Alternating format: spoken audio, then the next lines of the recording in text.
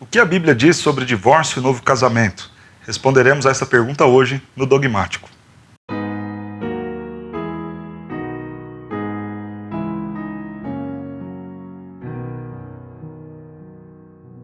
Para responder essa pergunta, eu quero ler com você o texto de Mateus, capítulo 19, leitura do verso 3 até o verso de número 10.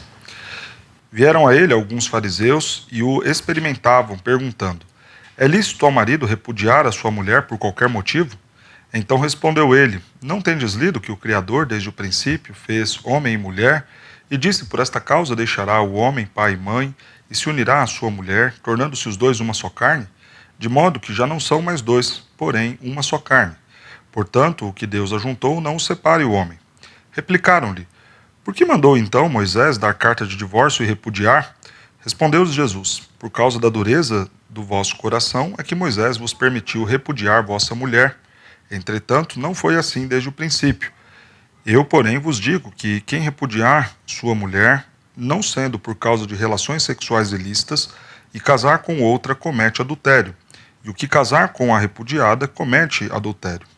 Disseram-lhe então os discípulos: se essa é a condição do homem relativamente à sua mulher, não convém casar. Nós temos aqui a resposta de Jesus a uma pergunta feita pelos fariseus. O que está sendo questionado aqui é qual é a opinião de Jesus sobre o que diz a Escritura no texto de Deuteronômio, capítulo 24, verso 1. Naquela época, os discípulos de uma escola de interpretação das Escrituras, a escola de Hillel, entendiam que qualquer motivo era lícito para o repúdio. O texto de Deuteronômio 24 nos diz assim: se um homem tomar uma mulher e se casar com ela, e se ela não for agradável aos seus olhos, por ter ele achado coisa indecente nela, então ele poderia se separar. Veja que o texto aqui usa duas expressões que podem, se mal interpretadas, nos levarem a uma série de problemas. A primeira expressão, se ela não for agradável aos seus olhos.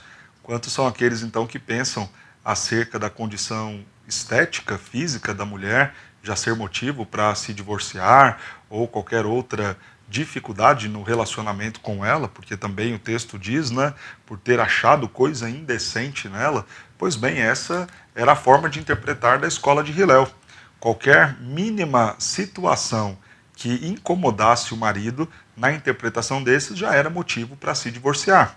E eles vão questionar Jesus justamente para saber qual era a opinião dele. Então, essa era a interpretação dos fariseus. Qualquer motivo pode se divorciar. Talvez uma das interpretações muito comuns ao nosso dia. Qualquer motivo é justo, é lícito para o divórcio. O importante é ser feliz. Mas Jesus vai responder para esses homens. A forma como Jesus responde, primeiramente, mostra qual é o padrão bíblico de casamento. Jesus, então, vai dizer: não tendes lido que o Criador, desde o princípio, fez homem e mulher? Então, a ideia de heterossexualidade. Por esta causa deixará homem, pai e mãe e se unirá à sua mulher. Uma ideia de uma união, um rito sendo reconhecido pelo grupo. Então, nós vemos aqui a semelhança do que fazemos hoje, indo ao cartório, registrando dentro da lei civil o nosso casamento. Então, você tem a heterossexualidade, a união entre homem e mulher, reconhecida pelo público, reconhecida nos nossos dias hoje pelo Estado, tornando-se então os dois uma só carne. Então, a ideia de dois apontando para a monogamia. Então, esses três princípios norteiam biblicamente o que é o casamento. O casamento é heterossexual, o casamento é monogâmico, o casamento deve ser uma instituição reconhecida pelas pessoas, reconhecida publicamente, reconhecida pelo Estado. Mais adiante, então, Jesus vai nos mostrar que o divórcio não foi algo ordenado pelo Senhor, à semelhança do que eles estavam pensando, mas algo que o Senhor permitiu. Veja a resposta de Jesus. Replicaram-lhe: por que mandou então Moisés dar carta de divórcio e repudiar? Respondeu-lhes Jesus: por causa da dureza do vosso coração é que Moisés vos permitiu repudiar vossa mulher. Entretanto, não foi assim desde o princípio. Não foi assim desde o princípio, quando o Senhor criou Adão e Eva sem pecado, sem nenhuma falha. O casamento era para ser para todo sempre. Não foi assim desde o princípio, mas por conta da dureza do coração do homem, e aí a lei ganha esse aspecto de regular as situações deste mundo caído. Por conta desta dureza de coração, é que Deus permitiu, mas não ordenou nem desejou o divórcio, mas há uma permissão do Senhor. Permissão para que caso? Em que momento? O verso 9 nos responde: eu, porém, vos digo que quem repudiar sua mulher, não sendo por causa de relações sexuais ilícitas, e casar com outra, comete adultério, e o que casar com a repudiada, comete adultério. Divórcio é permitido apenas se houver caso de relações sexuais ilícitas. Esta é a única possibilidade em que o divórcio é permitido. Ainda assim, não é uma ordenança. Não significa dizer que quando há entre uma das partes uma relação sexual ilícita, que então obrigatoriamente, como ordenança, como preceito, deve haver o divórcio. Não. A ideia é que nós sempre zelemos e nos empenhemos pelo perdão, pela restauração do casamento e não pelo divórcio.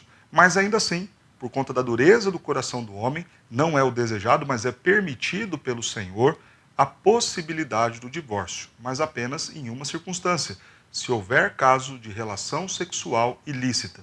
É interessante que Jesus vem falando da questão do adultério e usando essa expressão do adultério, a palavra moixal, em diversos momentos aqui no texto.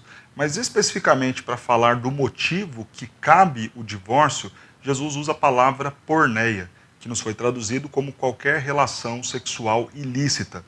Jesus mostra então que a coisa indecente, lá de Deuteronômio 24:1, tem a ver então com qualquer perversão sexual.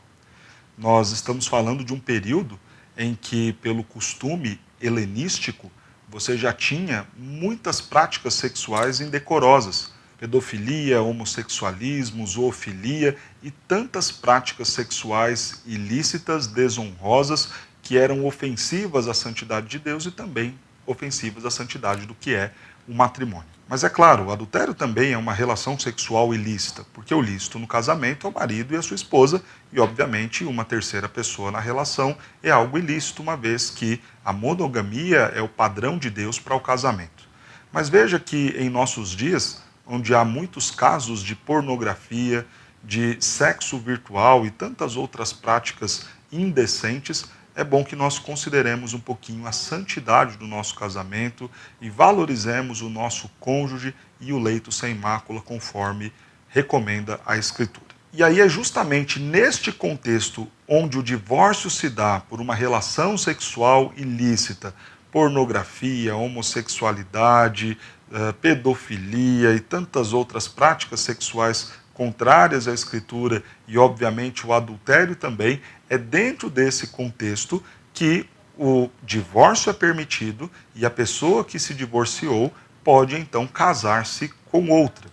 Observe a forma como é dito por Jesus. Eu, porém, vos digo, quem repudiar sua mulher, não sendo por causa de relações sexuais ilícitas, e casar com outra, comete adultério. Logo, quem repudiar sua mulher, sendo por causa de relações sexuais ilícitas, e casar com outra, não comete adultério. Então veja qual é a conclusão que chegam aqueles que estavam ouvindo o Senhor Jesus. Disseram-lhe os seus discípulos: se essa é a condição do homem relativamente à sua mulher, então não convém casar. Então, esses ouvintes do Senhor, que estavam prontos a imaginar o divórcio por qualquer motivo, ouvem do Senhor que há uma restrição, que o divórcio só era permitido em caso de relações sexuais ilícitas e tão somente. Diante disso, o que eles consideram? Olha, é melhor então a gente não casar, uma vez que a gente não vai poder se divorciar a qualquer momento. Nós aprendemos uma coisa aqui: pense muito bem antes de se casar. Não é por qualquer motivo que o divórcio será justificado. Não é porque você não gostou, porque não há compatibilidade de gênios, como fala, que você então vai se divorciar. Isso não é bíblico, não é correto, não é coerente. O único motivo bíblico que permite o divórcio é a condição de relações sexuais ilícitas, o adultério e outras práticas de perversão sexual fora do casamento, fora daquilo que a Bíblia estabelece como sendo lícito para o casal. Esse tipo de prática que justifica então o divórcio e, consequentemente, permite aí o novo casamento. Há ainda outros casos a considerarmos: a questão do abandono do lar e também da agressão física. E é importantíssimo nós falarmos desses dois assuntos. Para nos ajudar, veja o que diz a nossa confissão de fé no capítulo 24, parágrafo 6º. Posto que a corrupção do homem seja tal que o incline a procurar argumentos a fim de indevidamente separar aqueles que Deus uniu em matrimônio. Contudo, só é causa suficiente para dissolver os laços do matrimônio o adultério ou uma deserção tão obstinada que não possa ser remediada nem pela igreja, nem pelo magistrado civil. Para a dissolução do matrimônio é necessário haver um processo público e regular, não se devendo deixar ao árbitro e discrição das partes o decidirem seu próprio caso. Primeiro eu quero falar sobre o abandono do lar, quando o marido ou a esposa simplesmente dão as costas à aliança feita, somem, não retornam mais para casa, para as obrigações e os deveres da vida conjugal. 1 Coríntios capítulo 7, verso 15 nos diz: mas se o descrente quiser apartar-se, que se aparte. Em tais casos não fica sujeito à servidão nem o irmão nem a irmã, Deus vos tem chamado à paz. Estamos falando aqui não do caso de alguém que é posto para fora, mas de alguém que sem motivo nenhum, simplesmente um dia sai e não volta mais, ou mesmo uma das partes desejando muito seguir o casamento, demonstrando todo o desejo talvez por mudança, por cuidado, por seguir amando o seu cônjuge, simplesmente o outro sai, abandona, dá as costas e não quer mais seguir o casamento. Julgar uma situação assim é um tanto quanto difícil. E a orientação que temos dentro da Confissão de Fé de Westminster é justamente que, para tal situação, exista efetivamente, então, o julgamento da causa, tanto pelo magistrado civil, como também pela igreja. Respondendo agora sobre a violência. Quando nós vimos na leitura da Confissão de Fé de Westminster uma deserção tão obstinada ao ponto de ser irreversível. Quando nós olhamos a situação da violência doméstica, o marido agredindo a esposa, ou o contrário também, que infelizmente é uma realidade, há de se considerar que a quebra da aliança já se deu por completo. Isso porque, quando lemos em Efésios capítulo 5, versos 28 e 29, nos diz assim: assim também os maridos devem amar a sua mulher como ao próprio corpo. Quem ama a esposa, a si mesmo se ama, porque ninguém jamais odiou a própria carne. Antes, a alimenta e dela cuida, como também Cristo o faz com a igreja. A relação com o nosso cônjuge deve ser de amor, de cuidado, de zelo pela vida do outro, emocionalmente, fisicamente também, como é posto aqui na Escritura, o que nos indica que alguém que parte para a agressão física, alguém que efetivamente atenta contra a vida do outro, deixando toda esta ideia de cuidado e zelo pela condição física do seu cônjuge, certamente então já quebrou esse vínculo tão importante da aliança do matrimônio, então o divórcio vai ser inevitável. Mais uma vez, à semelhança da deserção, um caso desse deve ser avaliado com carinho pelo magistrado civil e também pela igreja. Nós vimos então, à luz da Escritura, e respondendo também em conformidade com os símbolos de fé do qual nós defendemos, que o divórcio é possível, é permitido pelo Senhor e não ordenado pelo Senhor. Em caso de adultério, relação sexual ilícita, em caso do abandono do lar, em caso também da violência, da agressão física. No entanto, irmãos, é muito importante nós destacarmos que o desejo do Senhor para nós é pela restauração dos nossos lares. É para que continuemos juntos, guardando, zelando pelo nosso casamento. Talvez você tenha passado por alguma dessas situações que nós citamos aqui.